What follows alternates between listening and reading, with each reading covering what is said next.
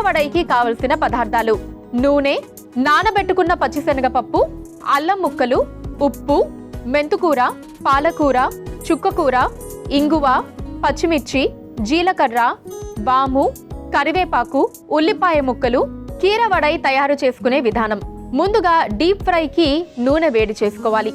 ఇప్పుడు ఒక మిక్సీ జార్లో నానబెట్టుకున్న శనగపప్పు, అల్లం ముక్కలు, ఉప్పు వేసి కచ్చా పచ్చాగా మిక్సీ పట్టుకొని ఒక మిక్సింగ్ బౌల్లోకి తీసుకొని అందులో మెంతుకూర, పాలకూర, చుక్కకూర, ఇంగువ, తరిగిన పచ్చిమిర్చి, జీలకర్ర, వాము, కరివేపాకు, ఉల్లిపాయ ముక్కలు వేసి ముద్దలా కలుపుకొని చేతికి నూనె రాసి కలిపి పెట్టుకున్న పిండిని వడల్లా ఒత్తుకొని వాటిని డీప్ ఫ్రై చేసుకొని సర్వింగ్ ప్లేట్లోకి తీసుకొని సర్వ్ చేసుకుంటే కీరవడై రెడీ.